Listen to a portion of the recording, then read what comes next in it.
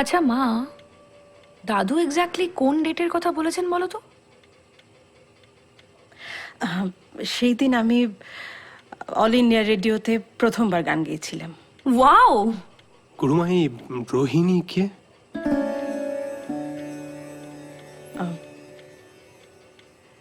রোহিণীরও সেদিন আমার সঙ্গে গান গাওয়ার কথা ছিল, কিন্তু ও গাইতে পারেনি। ভীষণ ইনডিসিপ্লিন ছিল, মানে একদিন আগে ভাং খেয়ে যাতা। ছিল মানে এখন নেই? আমি জানি না। গুরুমা, এই রেকর্ডারটা আরেকবার। না মানে আপনি যদি পারমিশন দেন আরেকবার চালিয়ে শুনতাম পুরোটা। এটা তো আমার বাবা আমার জন্য রেখে গেছেন, তাই জন্য এটাতে যাই শোনা যাবে আমি একাই শুনবো। শ্রুতি, তোমরা দুজনে যাও। কি হলো? যাচ্ছি তো, চল।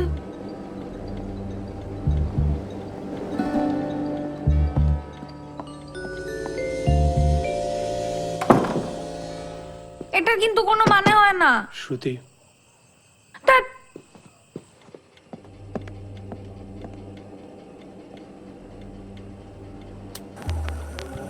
শুধু সুর নয়, এ পরীক্ষা চলছে জীবন জোড়া। খুঁজে খুঁজে ফিরি কার কপালে তানসেনি তানপুরা। গোল ধৈবতে পঞ্চম বাদ, সেবায় বনমালী। 4 প্রহর রাত্রিরে বাজে, ঋক বেদি তুনা বনালি।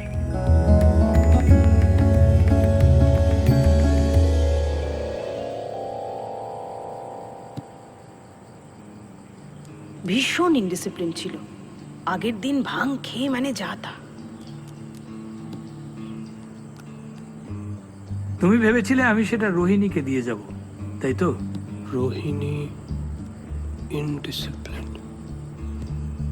যদি ইনডিসিপ্লিনডই হয় তাহলে ওনাকে তানপুরা দিয়ে যাওয়ার কথা বললেন কেন?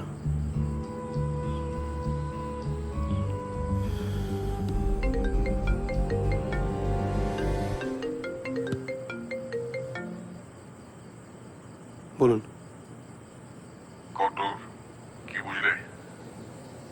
এটুকু বুঝলাম যে কেদারবাবু গুরুমাকে তো অন্তত এই তানপুরা দিয়ে যান। আমার একটু সময় লাগবে, চেষ্টা করছি। আইল টেক সাম মোর টাইম। আমার কোনো ধারণা নেই, বাবার শরীর তো খারাপের দিকে যাচ্ছে। এদেশে ট্রিটমেন্ট সম্ভব নয়, বেশি সময় নেই, কিন্তু দেখো কি করবে।